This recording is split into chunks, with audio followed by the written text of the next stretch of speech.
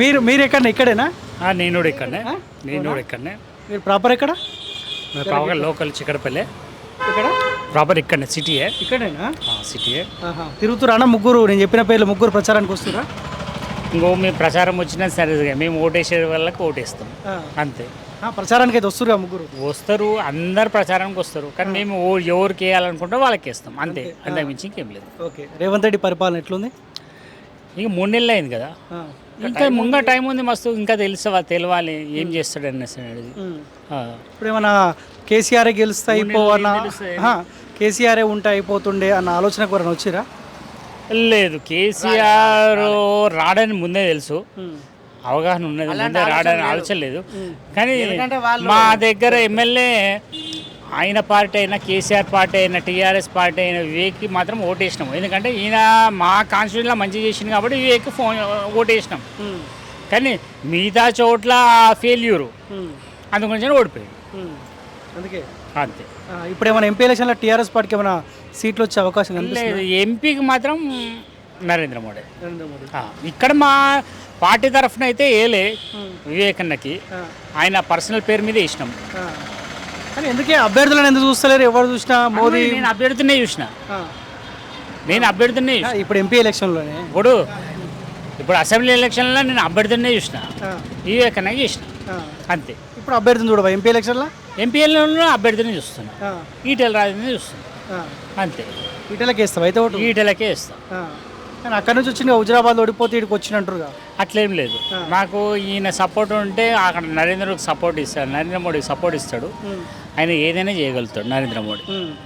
అది మాత్రం అంతా ఉత్తరేనా? సునీత మహేందర్ రెడ్డి, రాగి లక్ష్మణ్ రెడ్డి, వివేకన్న వేస్తే ఇక్కడ మా కాన్స్టిట్యూషన్లో ఏదైనా మంచిగా చేస్తాడు, అందుగురించి ఆయన కోట్ ఇష్టం వివేక్కి. ఇప్పుడు ఈటెల రాజేంద్రకు వచ్చినాం అనుకో, ఆయన నరేంద్ర మోడీకి సపోర్ట్ చేస్తాడు, కానీ దేశ రక్షణ చేస్తాడు. మీ వివేకాన్ని అడుగుతాడు కదా, మనకే ఓటేయాలని అడుగుతాడు కదా. అడుగుతాడు అన్న, నేను లోకల్ కాబట్టి లోకల్కి ఇస్తున్నామని చెప్తాడా. అక్కడ సెంట్రల్కి సంబంధించింది కాబట్టి ఈడ కేసీఆర్ ఏం పీకలేడు, చేయలేడు. ఏం చెప్తాడు కేసీఆర్, ఏం పీకలేడు. ఇక్కడ మాకు రక్షణకు నువ్వు ఉన్నావు కాబట్టి చాలు మీకే ఇస్తున్నావు. ఇప్పుడు మీరు వివేకానందతో తిరుగుతారా? వివేకన్న ఏ పార్టీలు ఉన్నా సరే వివేకే ఇస్తాం. కాదు, ఇప్పుడు మరి మీరు వివేకానందకు మోసం చేసినా, నెక్స్ట్ ఈ టీఆర్ఎస్ వదిలిపెట్టి వేరే పార్టీ పోయినా ఆయనకే ఇస్తాము, ఇండిపెండెంట్ గెలిచినా కూడా ఆయనకే ఇస్తాం. కానీ ఇప్పుడు మీరు వివేకానందకు మోసం చేసినట్టే మరి. అట్లా అంటే వివేకన్న మోసం చేస్తే వివేకన్నకే ఇస్తాం ఓటు. ఎంపీ ఎలక్షన్ ఏనంటున్నావు కానీ ఎంపీ ఎలక్షన్ మాత్రం ఆయనకు సంబంధించింది కాదు. కాకుండా కానీ అలా పార్టీ అభ్యర్థి కూడా ఉన్నారు, పార్టీ సంబంధం లేదు మాకు ఆయన పర్సనల్ తోటి మాకు ఇష్యూ అంతే. వివేకన్న మంచోడు, వివేకన్న కోట ఇచ్చినాం అంతే. ఇప్పుడు ఈటల రాజేందర్కి ఇస్తాం. వివేకన్న మాట కూడా వినవు ఇప్పుడు. ఇక అవన్నీ సంబంధం లేదు, ఇక వివేకన్నకి ఇష్టం అంతే. ఆయన మంచోడు, ఆయనకి ఇష్టం అంతే. ఆయన పని చేస్తాడు, పని చేసి పెడతాడు కాబట్టి వివేకన్నకి ఇష్టం అంతే. పార్టీతో సంబంధం లేదు. కేసీఆర్ మొహం చూసి వివేకన్నకి వేయలేమేమి ఇక్కడ అంతే. మరి ఇప్పుడు కేసీఆర్ మొహం ఎందుకు చూసి మేము అక్కడ ఎందుకు ఇస్తాం అంతే. Thank you. రైట్. నమస్తే. నమస్తే అన్న. ఈ 2 షాపులు మన ఏది? 2 మాయే. Tent house. ఇది ఐస్ క్రీమ్ అన్న. ఎట్లుందన్న గిరాకీ అవుతుందా మరి? మంచిగా. ఇప్పుడు ఎండాకాలం కాబట్టి ఎప్పుడైనా అవుతుంది గిరాకీ. ఎన్ని ఏళ్ళ నుంచి నడిపిస్తావు? 25 years. ఓకే. ఎట్లుందన్న రేవంత్ రెడ్డి పరిపాలన? 100 రోజులు దాటింది కదా ఆయన అధికారులకు వచ్చి, ఏమనిపిస్తా ఉంది? ఏమనిపిస్తుందా నా, గరీబ్ వాళ్ళకి చెప్పిండు కరెంటు వర్కౌట్ చేస్తా, అది ఇస్తా, 200కి ఇస్తా, ఇస్తుండా అన్న? ఇస్తలేడు. మాకైతే ఇస్తలేడు. మేము ముస్లిమ్స్, మాకైతే ఇస్తలేడు. ఇక్కడ ఊళ్ళకి ఇస్తలేరు, గరీబ్ వాళ్ళకి బీ ఇస్తలేరు, పైసగొల్లకి బీ ఇస్తలేడు. కేసీఆర్ మంచిగా ఉండే, బట్టలు పండుతుండే, రంజాన్ పండుగ అన్నదానం చేపిస్తుండే, అంత బంద్ అయిపోయింది. ఏమంటే కేసీఆర్ 10 సంవత్సరాల కాలం పాటు మొత్తం ఆగమాగం చేసిండు. ఆయన చేయలేడు. కేసీఆర్ సైడ్ వాళ్ళు చేసినారు. సైడ్ వాళ్ళు అంటే ఇక్కడోళ్ళు, అక్కడోళ్ళు, ఇక్కడోళ్ళు చేసినారు. పేర్లు అయితే చెప్పలేము, వాళ్ళు చేసినారు. కేసీఆర్ ప్రమేయం లేకుండా చేసే అవకాశం ఉంటుందా? ఉంటుందన్న. మళ్ళా కేసీఆర్ రావాలంటున్నాను నేను. మళ్ళా అందరు ఖాళీ అవుతారు, ఒక్కొక్కరు పోతున్నారు. ఏం చేస్తారు, కాంగ్రెస్ పైసా ఇచ్చి పిలిపించుకుంటుంది. అప్పుడు కేసీఆర్ అధికారంలో అదే పని చేసిండు కదా. ఈయన నేర్పించిన విద్యనే వాళ్ళు ఫాలో అవుతున్నారు. ఇప్పుడు తప్పు అంటే పబ్లిక్ దా లే, ఆయనదా మాదా అర్థమైతే లేదు మాకు. ఓకే, ఇప్పుడు ఎంపీ ఎలక్షన్స్ రాబోతా ఉన్నాయి కదా, ఇప్పుడు ఇది మల్కాజ్గిరి పార్లమెంట్ పరిధి వస్తుందా? చెప్పలేమన్నా. లేదే మల్కాజ్గిరి మీ పార్లమెంట్ పరిధి ఏది సికింద్రాబాద్ కిందకి వస్తుందా మల్కాజ్గిరి? మల్కాజ్గిరికి వస్తుంది. అవును. సో ముగ్గురు ఉన్నారు, ఈటల రాజేందర్, పట్నం సునీతా మహేందర్ రెడ్డి, రాగిడి లక్ష్మారెడ్డి, ముగ్గురు అభ్యర్థులు బరిలో ఉన్నారు. సో ఈసారి ఎవరికి మీరు ఓటేద్దాం అనుకుంటారు? మేము ఇప్పుడు ఆలోచిస్తామన్నా, ఇంకా ఆలోచించి ఓటేస్తాం. సో ఈ ముగ్గురులో ఎవరు బెటర్ అని మీరు అనుకుంటారు? ముగ్గురులో ఓల్ బెటర్ అంటే ఇక వాళ్ళనైతే గుర్తుపట్టాం మేము. ఇక్కడ రాలేరు, ఇంతవరకు ఏం చేయలేరు, ఇక్కడ ఇంకా ప్రచారానికి రాలేదా? రాలేరు ఇంకోసారి రాలేరు. అసలు లక్ష్మణ్పేట అంటే ఏమో అనుకుంటారు అన్న. లక్ష్మణ్పేటలో లక్షల మంది ఉన్నారు, వాళ్ళ కోటేశ్వర వాళ్ళు, ముస్లిం కానీ తెలుగులు కానీ చాలా మంది ఉన్నారు. రావాలి వాళ్ళు వస్తే మాట్లాడుతాం మేము.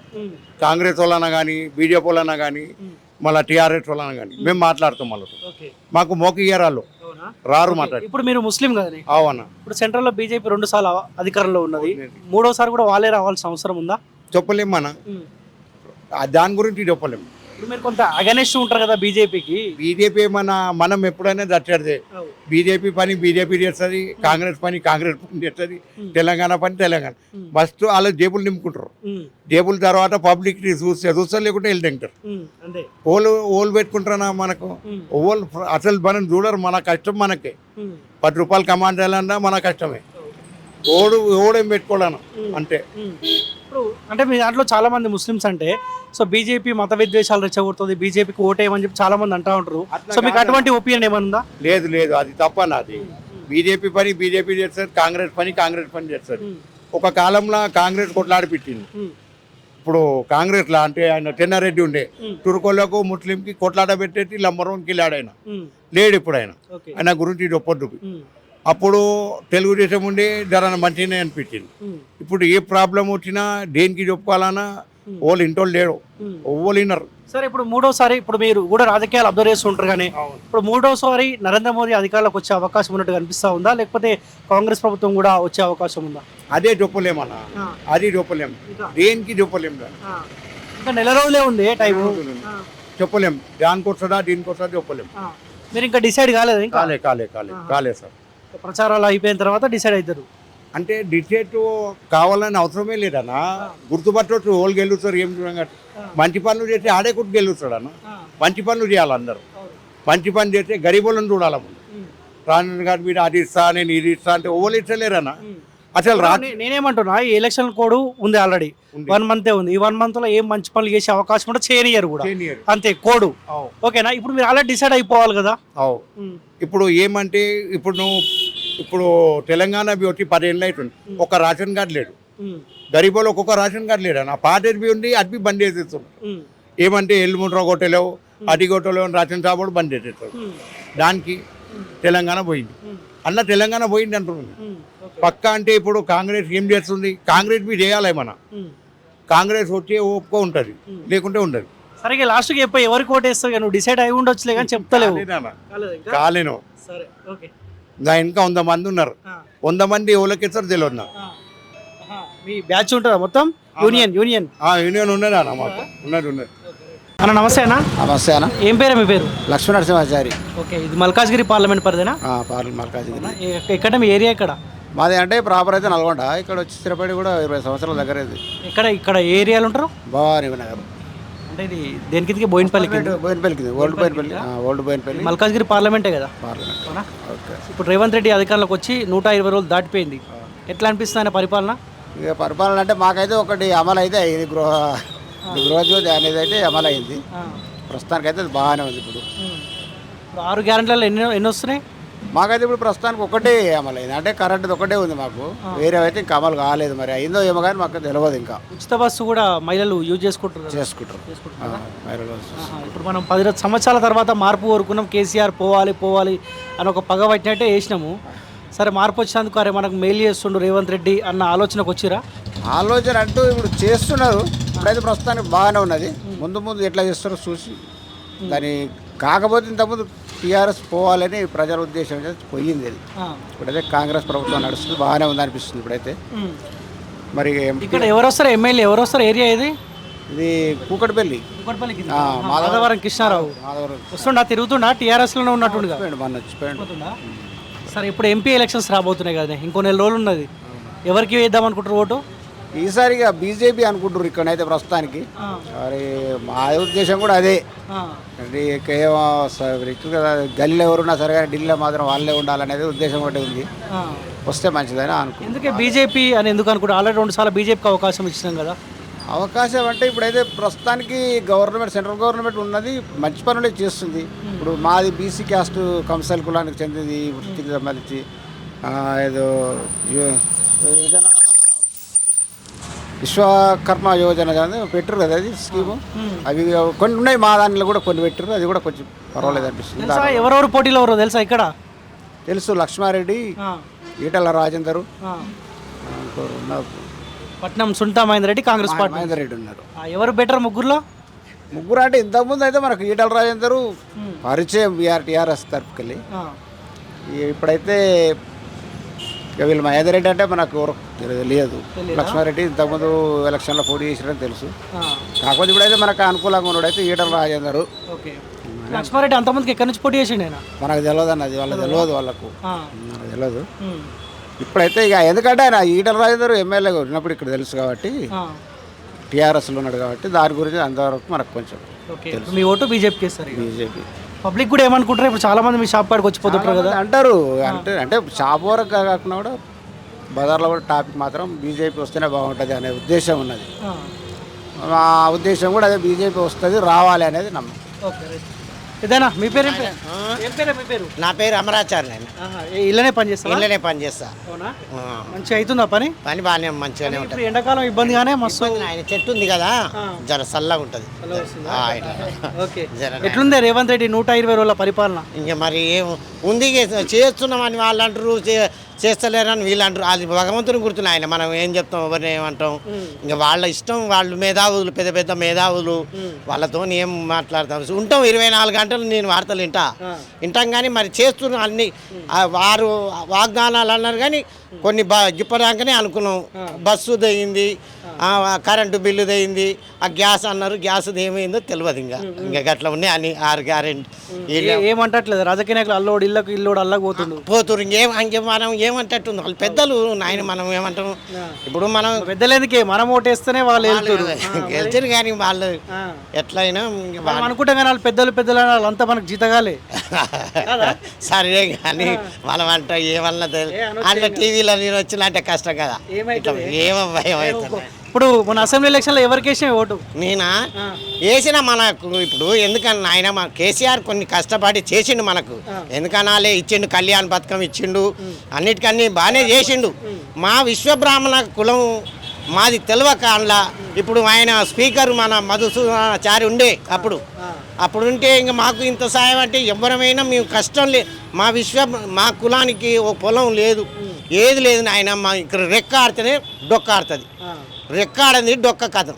మాకు పింఛన్ కళ్యాణ్ పథకం ఇచ్చిండు నా బిడ్డలకు 2 సార్లు, ఒకసారి 71,000 75,000 అప్పుడు వచ్చినాయి, 1,00,000 అవి వచ్చినాయి. ఎందుకంటే మనం తినలేదని చేసిండు, వేసిన ఇంక అప్పుడు వస్తాడని వేసుకున్నాం. వస్తాడని అందరూ జనం నమ్మిరు, చాలా మంది నమ్మిరు. వీళ్ళు ఎన్ని రోజులు చేస్తారు అన్నట్టు ఆలోచనతో అవకాశం ఇచ్చినాం కదా, ఇచ్చినాం కదా, ఒక్కొక్కసారి ఇంకో కొత్త వాళ్ళకి ఇస్తే వాళ్ళు ఎట్లా చేస్తారు అన్నట్టు ఎవరికైనా ఆశ ఉంటుంది కదా అని అట్లా గెలిపించారు. ఇప్పుడు ఎంపీ ఎలక్షన్స్ రాబోతున్నాయి, నెల రోజులు టైం ఉంది అంతే. 3 పార్టీలు, బీజేపీ, కాంగ్రెస్, బీఆర్ఎస్. ఏ పార్టీకి అనుకుంటున్నావి? ఏ పార్టీకి ఎట్లా ఎదుగుతో ఆయన భగవంతుడే మరి ఎట్లా చేయాలా, ఎట్లా చేస్తాం మరి.